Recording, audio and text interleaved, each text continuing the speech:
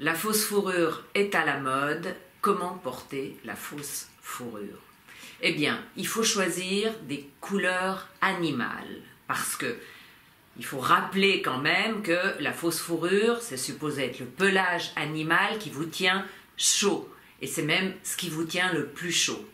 Léopard, toujours efficace et dont vous devez surveiller l'imprimé. Il faut que l'imprimé léopard soit réaliste, qu'il ne soit pas trop bicolore. Il faut qu'il y ait des nuances de couleurs, que ça aille du noir clair au beige clair en passant par toutes les nuances de brun et de camel.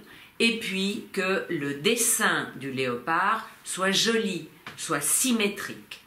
Sinon, je déconseille de choisir de la fausse fourrure noire ou de la fausse fourrure blanche. Ça vieillit mal, c'est pas naturel.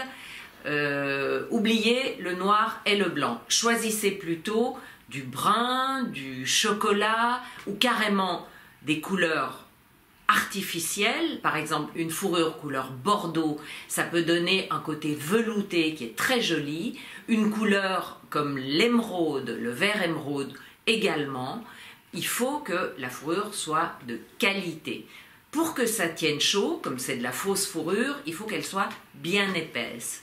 Et par conséquent, faire attention à la forme. On porte de l'oversize actuellement, c'est-à-dire du trop grand, pour résumer, et ça peut être très joli comme ça sur les pages des magazines, quand on le porte ouvert, mais quand vous avez froid et que vous mettez un manteau oversize, vous avez l'air d'un sac. Donc, oubliez l'oversize, à mon avis, ou alors portez-le ouvert en sortant de votre voiture, et vous n'avez pas besoin de fourrure en fait. Mais l'oversize, c'est juste une tendance qui n'est pas très pratique. Chose importante également, la fourrure, ça a tendance à grossir. Donc, oubliez par exemple les poches plaquées, qui sont un volume supplémentaire sur de la fourrure. Il vaut mieux des poches fendues, verticale ou horizontale. Et puis, choisir une forme rectangulaire ou une forme trapèze qui ne soit pas trop longue.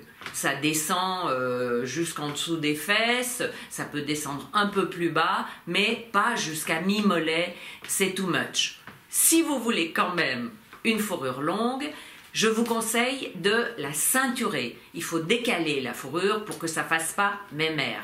Donc, vous prenez une ceinture de cuir et vous la serrez bien. Ça donne un côté un petit peu plus structuré et puis ça bouge quand on marche.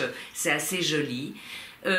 Également, pour enlever le côté mémère ou prévenir le côté mémère, choisir des écharpes qui ont du tonus, c'est-à-dire des longues écharpes que vous entourez plusieurs fois autour du cou, ou alors un foulard qui éclate, une très jolie soie couleur très très vif, un bleu très vif, un vert très très vif, qui peut aller très très bien avec le léopard. Et évidemment, surveillez le vintage, parce que dans le vintage, d'abord, vous ne tuez pas d'animal, mais vous pouvez trouver de la vraie fourrure, et certains astracans sont pas mal, ne font pas du tout mémère, vous pouvez les rajeunir avec une accessoirisation, et c'est pas cher, et ça donne une certaine allure. Là, c'est de la vraie fourrure, vous pouvez la choisir noire.